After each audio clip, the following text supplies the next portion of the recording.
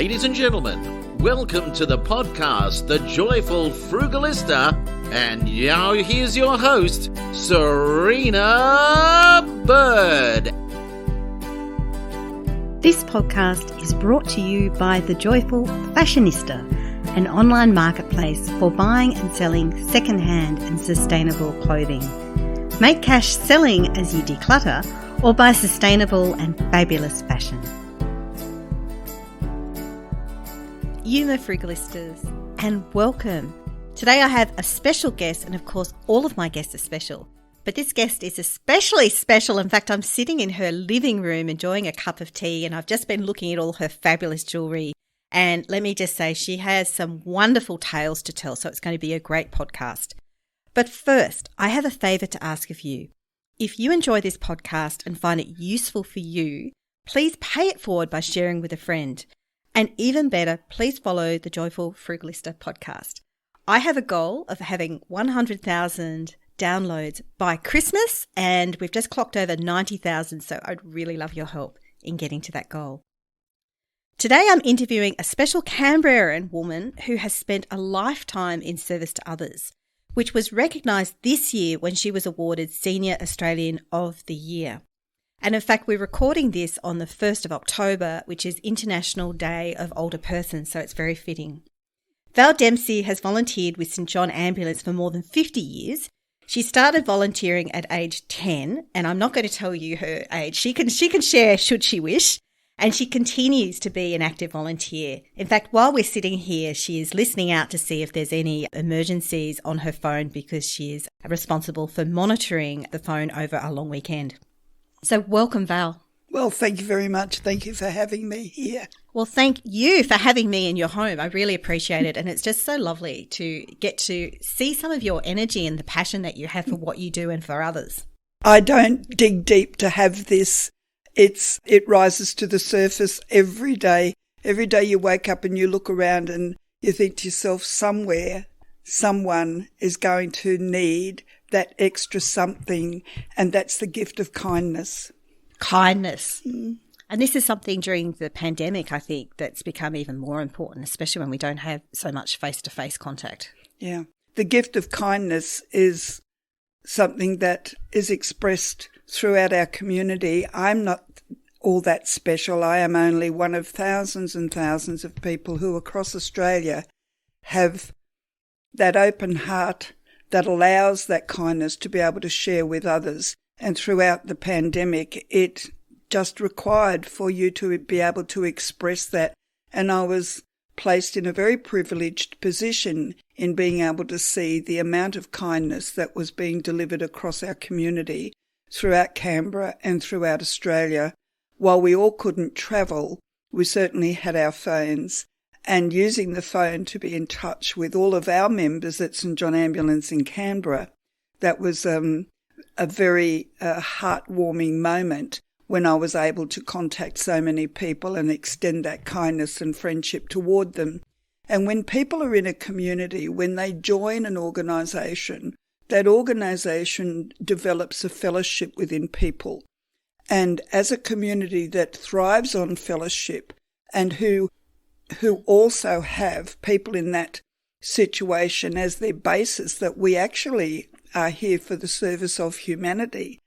When people join such an organisation and then they're suddenly told that they can't use that gift that they have and go out to be with people during the COVID crisis, there was a huge amount of loss and grief associated with not being able to leave the home and to be able to express that they had learned and that they had in their heart, to be able to go to people and look after them in their absolute hour of need. And those hours of need went on for months and months and months. And throughout that whole time, what I discovered was that people were going through a huge amount of loss and grief. And not only the people staying at home who couldn't be with their families and friends, but the people who actually provided a service to be able to go and extend themselves in moments of crisis. And all of our wonderful volunteering first aiders right the way across Australia developed the same problems. They are used to being the saviour. They're used to being the people who go out to help others. And suddenly they found that they had their hands chopped off and their feet were tied and they couldn't move and they couldn't reach out because none of that was available to them. And they did suffer dreadfully throughout that whole time. I guess it must be hard when you're so used to helping other people. Is it hard to ask for help yourself and you're a volunteer who needs a bit of help? It most certainly is. I think I've had a lifetime of being in service and I don't regret one single day of that. But in finding the absolute question within your own heart to say, hello, what about me? It just never arose for myself. I have a fabulous family who perceive my needs well before I do. You were talking before about grief, and of course we've just seen the passing of Her Majesty Queen Elizabeth and the profound outpouring of grief, not just in Australia, not just in the UK, but globally. And you have this has resonated for you on quite a deep level too. Well, it certainly has. Our beautiful Queen, God rest her soul, was in my life from the time that I was a very, very little girl. On her first visit to Australia, I was about 4 years old. And I remember going with my brother and my younger brother, who was really a baby in arms, and all of our kindergarten group from Griffith Kindergarten, because Griffith Kindergarten had only just opened. And my dad was a local bus driver, so the bus pulled up and everybody piled on board, and all the mums and the other dads, they all lined up down along the avenue, and we were waiting for her to arrive. And she came from the Air Force Base, and it was really such a long wait. Mum had Milo in the thermos, if I remember correctly, or Ovaltine, probably in those days, hot chocolate or something. And we all had our flags and we'd had our prettiest clothes on. And we waited and waited and waited, and there was this cavalcade of vehicles arriving past us. And we're all sitting there waving, and she went whoosh, and she was gone. But I fell in love. And from that moment on, and I've had many different occasions where I've been able to see her in person, not to meet her, but to be so close with her, she has never failed to please. She was the epitome of graciousness, and it really does reflect a whole lifetime of service. And for me, she was a really great role model, and I shall miss her terribly. And I do believe that other people right the way across the world do have a similar feeling and a similar experience. We all have our own experiences. But while I have my experience of absolutely thinking she's the most adorable lady, there are other people who have different feelings within their heart, and I also respect that. And not everybody is of the same ilk, but for myself and my family, we most certainly will miss her. We had photographs all around the house, and at school we sang God Save the Queen every Monday morning in the quadrangle. And so she was really quite a part of our lives. Her photograph was in every classroom, and it's something that we don't see these days so often. And just to know that I was given such an enormous opportunity, and what a privilege to be able to attend her funeral, became very personal for me. So you travelled to the UK to attend the funeral. We were talking a bit about this before. So what was it like being there? Well, I was invited personally by the Prime Minister and asked if I could travel to London to attend Her Majesty's funeral to represent the people of Australia. What an absolute honour, and thank you for that again, Mr. Prime Minister. The idea of going to London in the first instance means that I have to leave a family at home. So there was a little bit of preparation to take care of things at home and be prepared, and 24 hours and I was ready to roll. So hopped on the plane, went to Sydney, hopped on the plane, was met by cordial people who looked after my every single need, provided me with comfort, fed me beautifully, met the Prime Minister who came on board and said, "Are you all comfortable?" And gracious me, yes, thank you very much, that's all right. And the next time he came out, he had shoes and socks off, so I figured that he was one of us after all. and that was wonderful to see him in a relaxed comfortable mode. When we stopped at Singapore again, we were taken off the plane for a 2-hour rest and then back on the plane. So we did this in 3 8-hour bursts. And in Dubai, it was really quite extraordinary. Off the plane we went, and I'd asked if somebody could phone my husband, please, because I wanted to let him know that we were travelling well. So that was arranged. And I said to him, "Oh my goodness, Lindsay, did you know that sometimes you can fly over the pyramids from here to London?" Wow. And he said, "Well, you better ask Mr. Albanese if he can actually do this for you." I said, "Hang on a minute. Why don't you ask him?" So I took the phone into where he was actually playing pool with Dylan. And so Dylan and he were having a moment of downtime playing pool. And I walked in, I put the phone to his face and I said, "Excuse me, Mr. Albanese, Lindsay wants to ask you something." And, "Hello, Lindsay. Is she always like this after 3 bottles of champagne?" And Lindsay answered on the loudspeaker, "Well, actually, it only takes half a glass to get it going." And Lindsay said, "How's it all going?" And he said, "Yeah, we're doing well." And he said, "I'm told that you can divert the plane over the pyramids for my missus." And he said, "Oh, well, I'm not really sure about that. That would be up to the pilot." So the conversation ended and goodbye, nice to talk to you.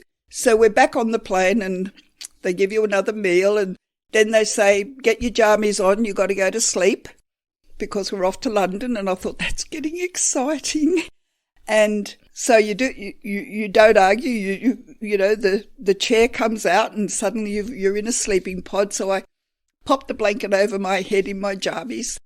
And I don't know how long it was because I'm trying to rest. And next minute there was a massive commotion on the plane, a lot of noise. And I thought, oh, I'm easily startled. You need to know that. And, oh my goodness, what's going on? And they said, "Get Val up." Mr. Albanese said to wake Val up. And I thought, because I hadn't actually been asleep, I was just resting, but with the blanket over my face. And so God bless Kim from Tasmania. He wanted to shake me awake, but he didn't know which part of the body to touch. He's such a gentleman. So the Prime Minister's person came down and woke me up, or got me up. And I said, "What's the matter?" He said, get up, unbuckle and help me up.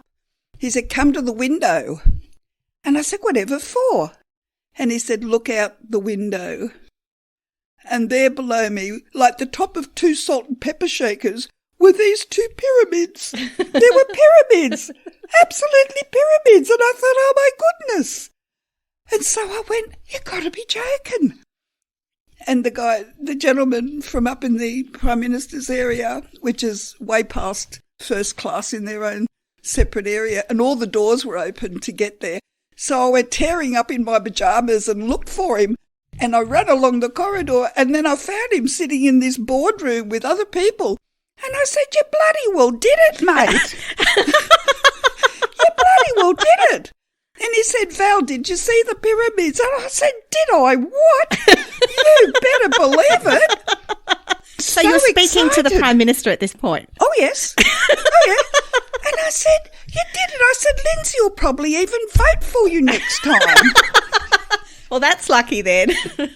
Yeah. And so then you arrive in London and you're there for the funeral. And so what was it like being there during the funeral as that took part? Like, so you arrived there, a lot of people there. What happened? So we landed about 160 kilometres from London proper, and a bus came to pick us up.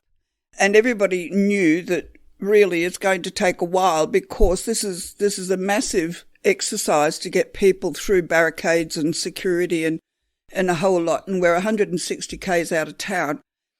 And of course, if you haven't been on the plane, then one has to hang on till you go through a lot of traffic for 160 k's. So from the back of the bus on the way in, it was, "Can you pull up, love? I need a loo."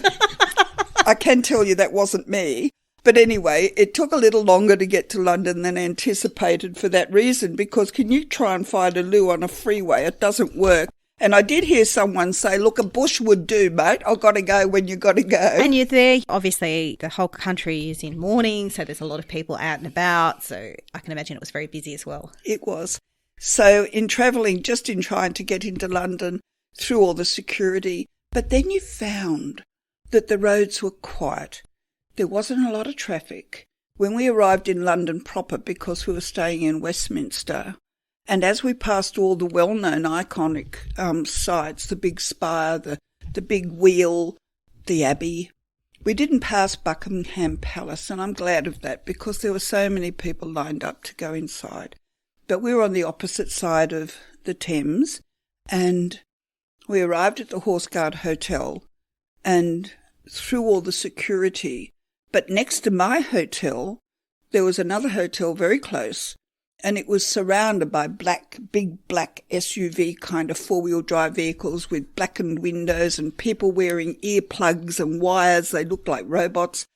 But there were no people walking in the streets. It was so very subdued. All the flags from other nations were attached to the cars, and you just knew that this was a pretty high-profile moment. So we went into the hotel, opened by the gentleman with nice white gloves, and I thought, oh, that's a bit posh. Well, you are there for the Queen's funeral, and you've been personally asked to be there by Australia's Prime Minister, so you'd expect it to be a bit posh, I guess. Well, I tell you what, it certainly, I had no vision about what it was going to be like or where we would be staying, but I must say that they outdone themselves in the accommodation, in the support that they gave me, and the people that were there that made my stay so really beautiful. And I was shown to my room, which had a bath in it. And it was red brocade windows and just such a beautiful arrangement. And specifically, I was so grateful. And so we went down for dinner, and then the next day we had a day to ourselves. People who had arranged for their phones to be able to be contacted, that worked very well. I thought my phones were working, so I was away for the whole day.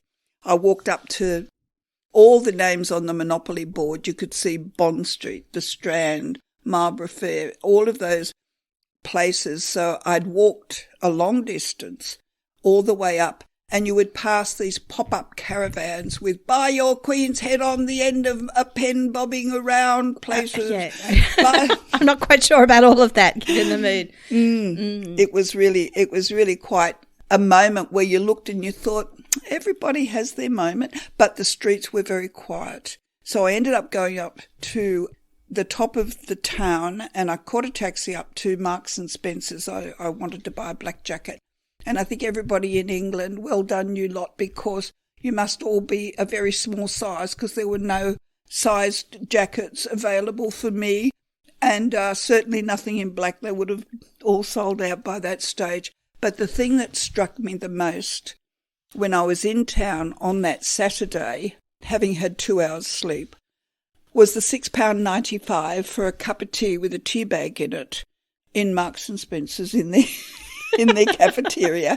And I thought, gracious, and I said to them, that's, how do people in London go about getting a cup of tea? Oh, no, they bring a thermos. It's only you guys that come over.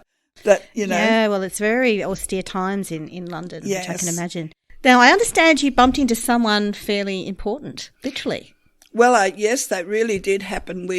The next day we went to Australia House and we had a lovely lunch there, and it was a beautiful place. And the day after that, it was time to go to the funeral. So at 7 o'clock in the morning, off we went on the bus, and we were taken up to the Abbey. We had to walk the last 3/4 of a mile. So I managed to chat to all the bobbies and all the security guards who had come literally from across all the area of Great Britain to support this major event. And I looked up and the Abbey was there. And as we got closer, I thought, oh, this is getting a bit real. And I had my hankies available, so that was important for me.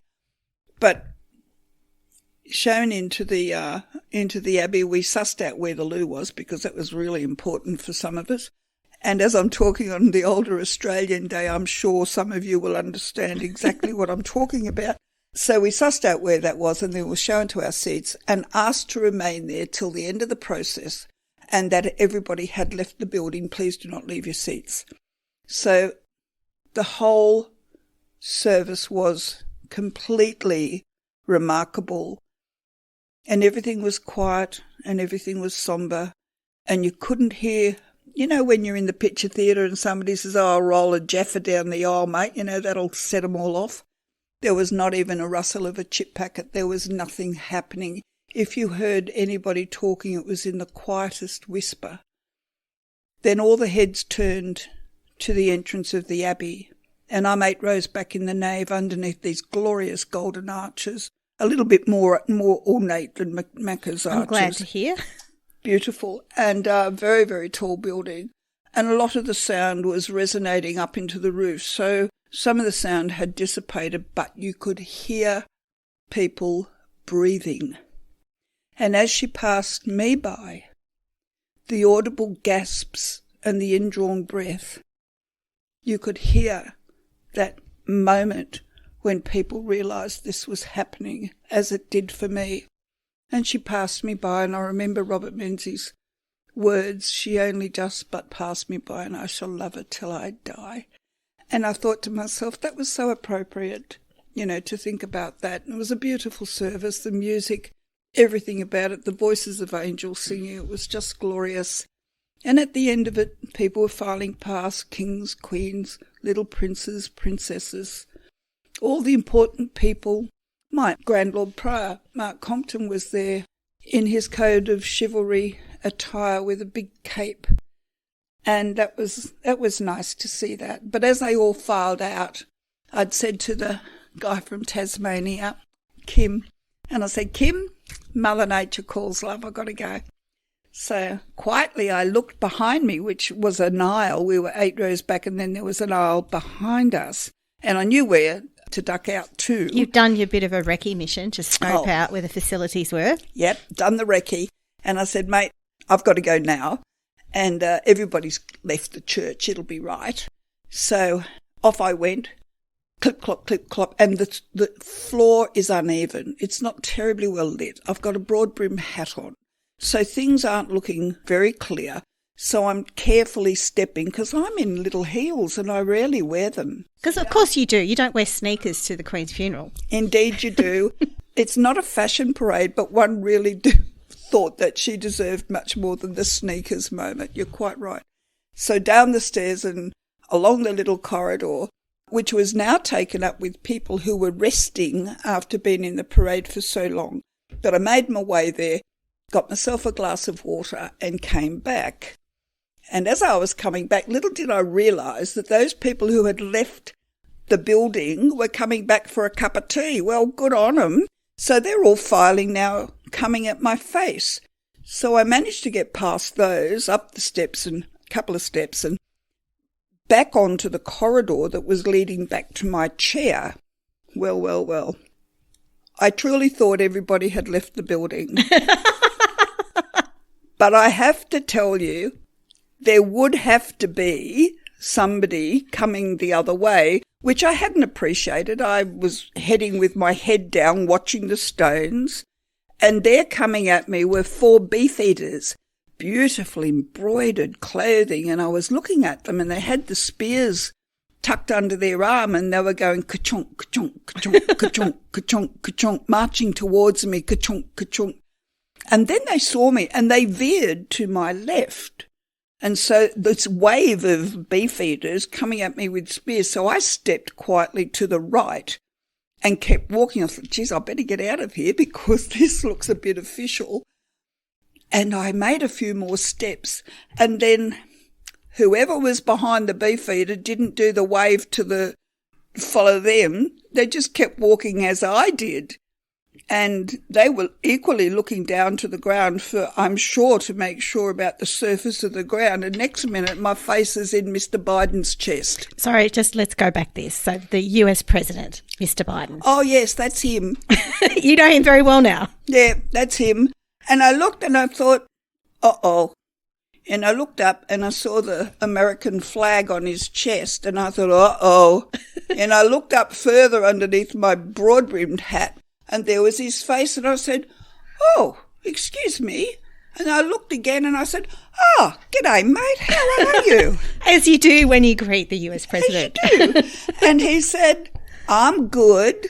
And I said, well, that's nice. Excuse me, sir, I'll just step aside. And I took 2 paces to go back to my chair, where I promptly collapsed and sat down. I said, did that really happen? And poor Kim from Tasmania, beautiful gentleman, a police officer, and he looked at me and he said, we could see the train wreck coming. He was coming from our left, you were coming from the right, and both of you were looking at the ground, and the beef eaters went past you, but he didn't, and we could see the train wreck happen, and we couldn't do a thing about it. Not a thing. And I thought, oh, yeah, he was all right, you know, he was okay. Good thing I didn't bump him, because I'm not that good on my feet, and I'm not sure about him. So I'm very glad I didn't actually knock him over. Are you younger than President Biden? I think you might be. Yes, I am a bit younger. Yeah, and I thought to myself, gosh, I really didn't want to smack into him like that. That was a bit awkward. So I actually feel I should write him a letter and say I'm terribly sorry if I embarrassed you, you know, by being in your face. Yes, so it was quite an amazing trip. You've gone from, you know, being on the Prime Minister's private plane, redirecting the plane to see the pyramids, being in the UK, attending the Queen's funeral, and then literally bumping into the US President. Indeed. But I really want to ask about why you were so passionate about volunteering, and especially why is first aid so important? When I was a very little girl, we lived in Narrabundah, and in those days it was really considered the other side of the tracks. For those who don't know, Narrabundah is a suburb of Canberra, and back in the early days, there weren't that many people in Canberra. No, there weren't. When I was born, there was about 26,000 people in Canberra. And the newer suburbs that were growing at that time, my mum and dad were living over in Turner at the base of Black Mountain. People might be familiar with that as being the Telecom Tower Mountain. So in those days, it was across the river and out into the newer suburb of Narrabundah. I remember cows being in that area, which was next door to us. So there were 3 houses on the side of our street. And then after that, it was simply cows and a paddock. And so Narrabundah grew up as I did. But Lower Narrabundah was a high migrant area. So they brought many, many people in, people who had worked on the Snowy Mountain scheme, people who had worked, and they were housed in hostels around Canberra, building the new national capital. But the high immigrant area was also in Narrabundah area as well. So it was considered to be a different kind of area of Canberra. We had the causeway, which was down by the river, but we also started up with this Lower Narrabundah. And in those particular days, there were no schools, no kindergartens in Griffith. It was the top end of Narrabundah. So my brother, when he started school in 52, 53, he had to go down to the primary school and infant school down in Lower Narrabundah. And as I grew up and became 4 or 5, I actually went to the brand new Griffith Kindergarten School. So it was very, very early days. But being in this family of 5, Dad wasn't well from the war, and he often couldn't go to work. So Mum had to work very hard in looking after this family that was growing. And she had lots and lots of fruit trees in the backyard. She's Cornish, and you never waste anything if you're Cornish. Everything, what goes around comes around. But there was a lady who was our neighbour, and she was a triple certificated sister, and she was working at a local doctor's surgery.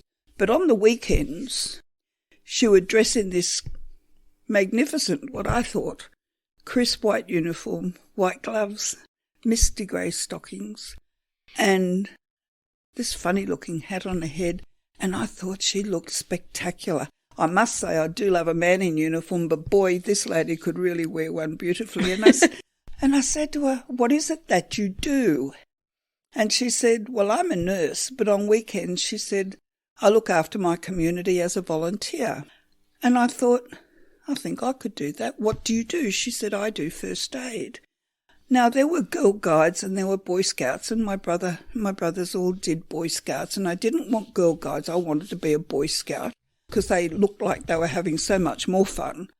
But actually it was this dear lady who said to me, why don't you come out with me? Wow. why don't you come out with me? So you were 10 then? Yeah. And so I did. I went out to the local swimming hole with her, which was about 16, maybe 18 mile out of town at that stage. The Canberra pool or another one? I was wondering because the Canberra, as you know, is the clothing optional one. Yes. Well, there is yes, and we discovered that in our very early 20s and 30s. But no, this is the old Cotter swimming hole, which is at the base of the Cotter Dam. And many people, sadly, had drowned in this particular area. So St John Ambulance set up a log cabin hut, and it was called St John Ambulance Brigade, and she would drive out there in her little Morris Minor, the one with the indicators used to flip up on the outside. So if you put the indicator on, this little arm would come up and around the corner you would go. So out on a dirt road, out to the Cotter, past the Scout Hall, past the Cotter pumping station, across the bridge, rickety wooden bridge, and down into the Cotter proper. In those days, there was a tea garden set up and a house where you could get a cup of tea, and it was all very pretty. But we also had this first aid post, and I remember going out there on many, many occasions. And that idea of that enormous idea of service before self, it just started. It got under your skin. Look, I've had lots of showers trying to scrub that off, and it doesn't leave me. It just stays. And from that time on, it really has just grown. And I don't think that there's been ever a day that I've ever actually thought that I didn't want to do that kind of work, that it was just the most tremendous opportunity to be able to do that. But I know what it feels like to have kindness offered to you. As I mentioned, Dad wasn't well and Mum really did battle with 5 kids. If you didn't grow it, if you didn't dig it up, if you didn't shoot it, if you didn't catch it, you didn't eat. So they were very proficient at providing lots of things for us kids. If you didn't recycle it, if you weren't wearing somebody else's clothes, all of that kind of background. But we also lived in a very generous community, and when Dad was really ill, there would be a big milk can of milk left at the front door, or loaves of bread, or that extra half a lamb that somebody had left over. I know what kindness offered does feel like. And, you know, for that moment, if you appreciate how generous people can be, and there was not a lot of money going around down there, but the kindness, let alone what they actually physically did, that instilled in me that when you offer that kindness, and for me it just happened to end up being first aid, it really comes back to you 1,000-fold, as it has. Now, I know, Val, you are very strong on a particular message during this year, your year of Senior Australian of the Year, and it's particularly around young people and young people getting their licences. That's right. So could you share with us what you would like to see happen? From a very personal perspective, it is so vitally important to me that people who drive a vehicle have knowledge of first aid. The first person that pulls up at a traffic accident is generally another driver. And if they know what to do, more importantly, if they know what not to do, if they can actually step forward and apply the rules and the principles of first aid, we know that lives will be saved. This goes back to an accident my daughter was involved in when she was 17 and a half years old. She had friends visiting Canberra, asked to borrow my car, and sadly an accident happened. She lived, but the boy in the front seat of the car died in her arms. When people came to the accident, she remembered very clearly, they said, "We want to help, but we don't know what to do. We have to change that. We will change that. We can change that." So this whole year, apart from all the wonderful things that have happened to me personally, I remain adamant that my mission is to have people understand the absolute need for people to understand what first aid is, about delivering those skills in time of crises, and more importantly, as our children come up and want to learn to drive a car, they want that independence. They want to be able to do that thing that is such a free thing to do in Australia, is that they have an understanding about first aid and that they're able to deliver and supply that to anybody throughout any time of crisis, but particularly that they should have this knowledge and ability to understand that they can step forward at a road accident and they can make a difference. We know that the national road toll is horrendous at over 1,200 lives lost, and it's growing. In Tasmania alone, they had 31 lives lost. When I went to visit them earlier this year, that's crept up to over 40.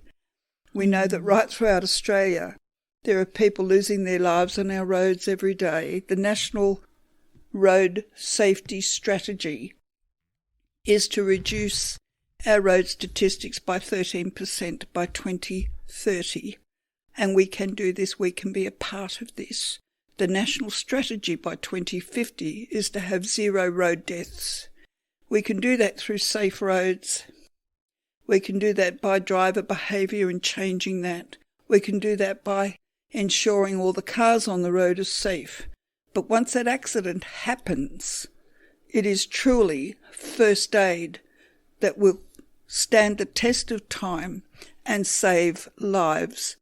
It is mandated right throughout Europe and in 13 other countries across the world that people with a driver's licence have that knowledge. Australia, wake up. We really need to have that in our Australian community so that we have no longer families left wondering why people who came to that accident didn't know what to do.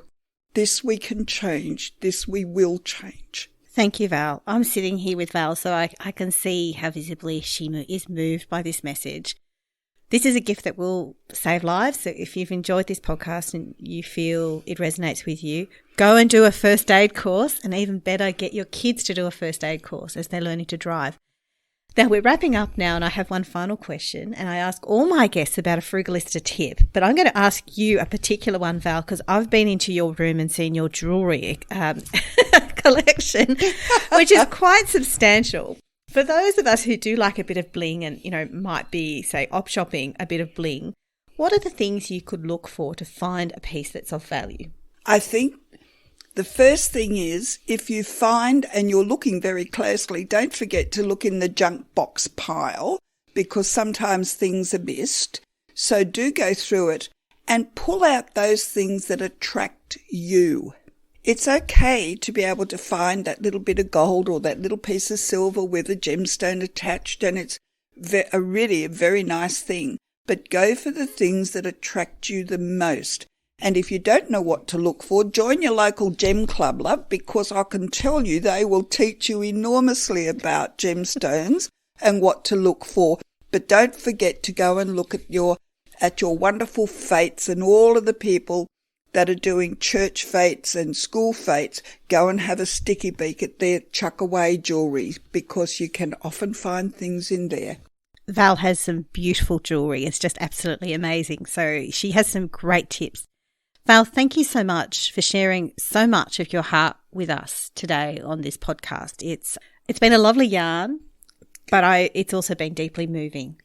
So thank you so much for the work you do, and congratulations once again for being awarded Senior Australian of the Year this year, and for your 50 years of service with St John Ambulance. Well, you're very welcome, and thank you so much for allowing me the time to express the joy that I've felt throughout this year, and the humility I have yet to learn completely, because at the moment I am so filled with the joy of and the privilege of being able to be a part of this year across Australia, meeting so many wonderful people and having so many amazing things happen for me. So thank you for the opportunity to share that joy. Thank you. You've been listening to The Joyful Frugalista with Serena Bird. And of course, sound has been by Neil Hadley.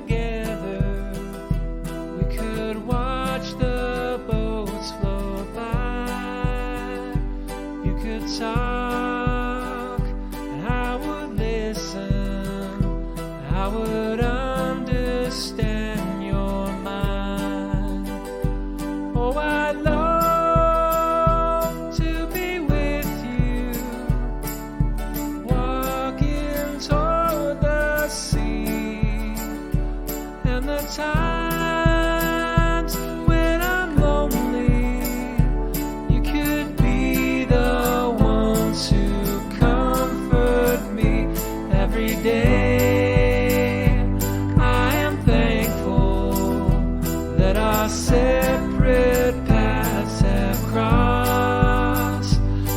every night.